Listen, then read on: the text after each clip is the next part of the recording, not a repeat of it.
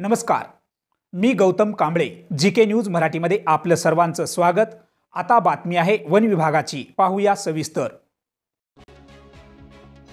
किनवटच्या राखीव जंगलातून जिवंत सागवान झाडाची अवैधरित्या तोड करून मौल्यवान सागवान लाकडाची तस्करी आदिलाबाद परळी रेल्वेमधून होत असल्याची गुप्त माहिती किनवट वन विभागाला मिळाल्यावरून किनवट रेल्वे स्थानक परिसरात वन विभागाचे कर्मचारी तपासणी करीत असताना सागवान तस्करांना याचा सुगावा लागताच सागवान तस्करांनी सागवानाचे 8 नग टाकून पोबारा केला.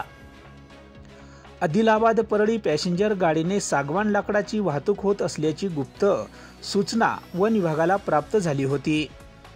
यावरून नांदेड वन विभागाचे उपवन संरक्षक केशव वाबळे, सहाय्यक वन संरक्षक जी.डी. गिरी, वन परिक्षेत्र अधिकारी पी.एल. राठोड यांच्या मार्गदर्शनाखाली वनपाल संजय कोंपलवार, बी.टी. जाधव, वनरक्षक बालाजी झंपलवाड, रवी बाबूराव दांडेगावकर व वाहन चालक बाळकृष्ण आमले यांच्या पथकाने किनवट रेल्वे स्थानक परिसरात तपासणी करीत असताना अंधाराचा फायदा घेऊन सागवान तस्करांनी सागवानाचे 8 नग स्थानक परिसरात फेकून अंधाराचा फायदा घेत सागवान तस्कर पळून जाण्यात यशस्वी झाले.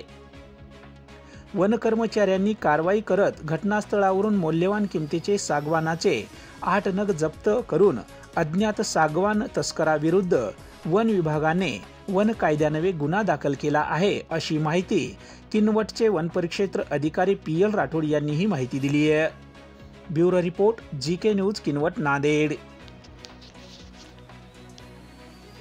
तुम्ही पाहत आहात महाराष्ट्राच्या कुशीतलं जीके न्यूज मराठी.